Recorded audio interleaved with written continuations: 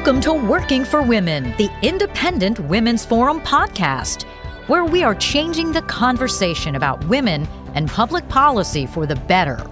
Hi, I'm Hadley Keith Manning, Director of Policy for Independent Women's Forum and your host for today's Working for Women podcast. I'm joined by our president, Carrie Lukas, and we're going to be talking about the status of college in the United States and some of the concerns that parents have when it comes to paying for college and the concerns that students have in terms of that value judgment that they have to make about where to study, what to study, and what to do after they're done. So Carrie, thanks for being my guest and joining us today. Yeah, thank you so much for talking to me about this, Hadley. It's such an important topic. It's important. It's an important policy issue, but it's a very personal issue for a lot of families. You know this. I'm expecting my second child soon. And with my first child, as soon as she was born, we started an education savings account. We started thinking about, that future that we hope for her, that she'll be able to get the education that she wants. And of course, with our son, we hope the same thing. But we know that paying for college can be a worry for a lot of families. And you recently wrote an article about this that seemed to indicate that there's some good news, that maybe there will be some changes or some disruption in the market for higher education. So what can you tell us about that?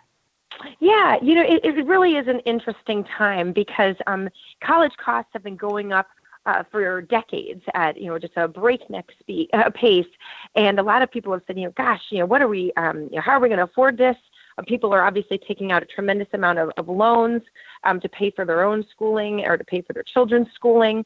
So it has been a big problem for a lot of people. And I don't want to give anyone false hope. I don't think that college costs are about to come crashing down. But it's interesting to see some of the trends that are occurring, which may be a little bit of a light at the end of the tunnel.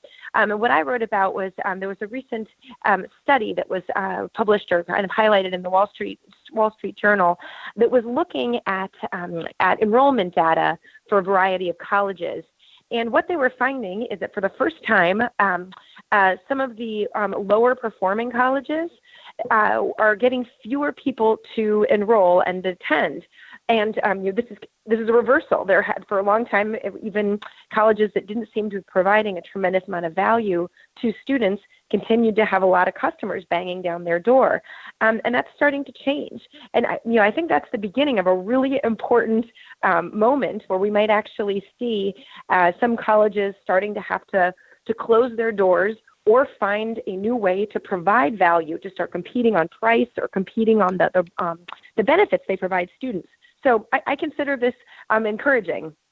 Yeah, it is an interesting marketplace. I think there's a lot of debate about how much government should be involved in education and the paying for it. I know a lot of different countries have different policies in the United States in terms of, college should be free for everyone, or what is the price for college? And that's such a subjective decision, I feel like, for every person and for every family. And it depends on what kind of institution they're attending and what the quality of the education is there. And of course, a lot of the information that you want as a prospective student or prospective family is how many of your students graduate and how many of them go on to jobs where they're earning good money. And so getting that data and having the ability to make those decisions, I think, is going to be a big part of the shift in the future.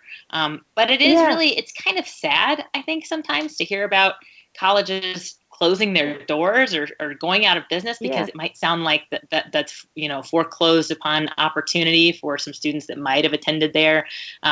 So what does that mean when a college says, hey, we're going out of business, we can't attract students? I mean, is that really sad news? Is that something that we should be concerned about in terms of educating our workforce in the United States? Yeah, it's interesting because I definitely think that there is. I'm sure for people who are graduates of any school, they think they're horrified at the thought of their college having to close down. But it's actually an incredibly important process. The way that the market works and weeds out winners from losers and makes it so everything becomes more efficient is that if you're not performing, then you're going to be shut down, and so that we can concentrate our resources on better performing providers. So it's actually, I think it's incredibly good news to think of some colleges being forced to close down or to reform. And again, you were talking, Hadley, it's such an important thing, like what is the value that a college education is providing? And I think that the sad thing that is that a decade or two ago, I don't feel like there was much conversation about that. There was this sense that you went to college because you went to college and you needed a degree to get a good job. But it really was more of just kind of the thing you did and what actually happened at college didn't matter that much. And there's some really kind of horrifying studies that show that kids don't learn all that much when they're in college, which is, you're thinking about all the money people are putting in there. That it's really a shame if you're really just doing that for a piece of paper. And I think now people are starting to get a little more savvy and say, gosh, I don't need to spend $100,000 so that I can walk away with a piece of paper and not learn anything. There has to be better options.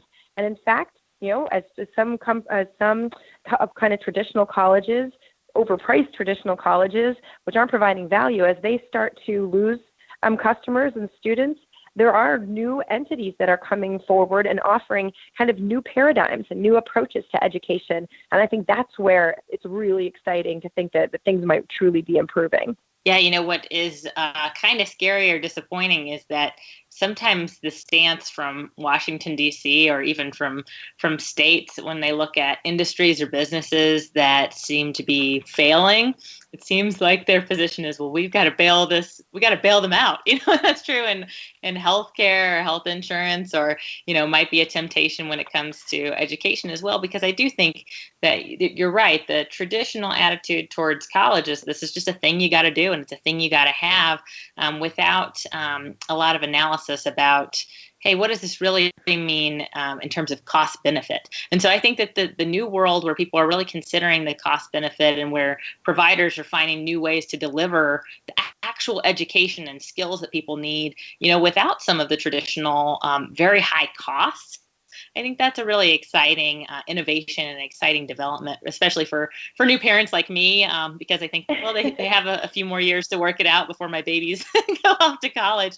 But I think one piece of skepticism that a lot of people have, as traditional colleges, that don't keep up the pace in terms of innovating and offering new ways forward as they leave the market, what will replace them? And I also think that there's a skepticism towards some of the companies that are the cutting edge of providing new paradigms in education, that some of them are for profit. And that seems to rub people the wrong way sometimes, because they think, education shouldn't be a for-profit business, right? So what do you have to say about that? I mean, is the traditional way of learning and sort of this like ivory tower traditional college going to be replaced with a cutthroat system of taking advantage of students because the words for-profit are thrown in there? Yeah, I think that I think it's kind of funny that people do get really uncomfortable with this idea of there being for-profit educators. But in fact, I think that the very fact that people are trying to make a business out of education, I think it's actually comforting. I think businesses usually have a much better sense of having to compete on price, to compete to provide value, and to really be kind of approaching things fresh. I think one of the problems we've experienced before these new entries have started is there's been a captive market. If you're a college or university, especially a state-based school that is subsidized by taxpayers, they get a lot of people who have a lot of resources that are basically just handed over to them. And there wasn't a sense that they had any concern that they'd be going out of business or losing funds. They were could print money regardless of what they were doing for students. So it's really interesting when you think of some of the for-profit providers that are getting out there. Some of them are have a totally different approach to education. Instead of saying, hey, come and you can sleep at this, fancy facility and take some classes, they say, here you go. Here's a 12-week boot camp, and you're going to be able to walk out of this learning code. There's these things I find really interesting called coding camps, where it's basically a 3-month crash course in how to do some coding on computers. And then at the end of this, there's a lot of companies that have actually worked with to design these programs so that they can fill jobs that actually exist, and then kind of to help people take it to the next level. I mean, goodness, what a wonderful, if these things cost more, a few $1,000s, but then really have the potential to put somebody on a new career path, gosh, that's a real great value.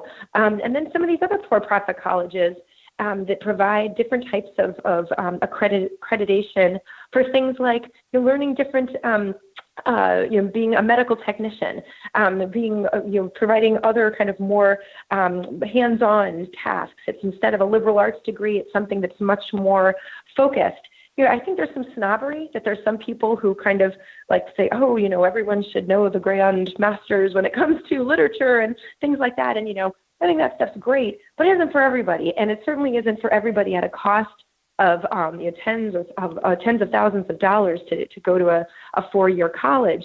I think it's wonderful to have these disruptors coming in and saying, I can teach you what you need so you can get a good job, and trying to really correct the mismatch.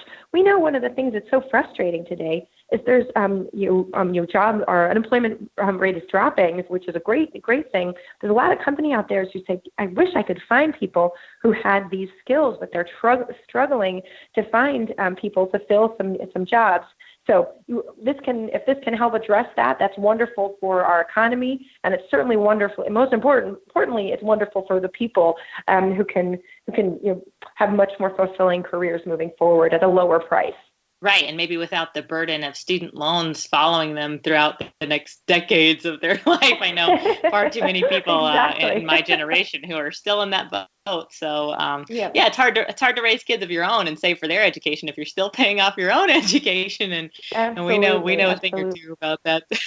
Well, Carrie, thank you so much for being our guest for today's Working for Women podcast. I want to encourage our listeners, if you liked this podcast, then please share it with your family and friends. Share it on social media. You can follow IWF on Twitter @IWF, and you can visit our website, iwf.org. Thanks so much, Carrie, and thanks to our listeners for tuning in. We'll see you next time. If you enjoyed listening to this podcast, please give it a thumbs up, share it on social media, or stop by iwf.org for similar content.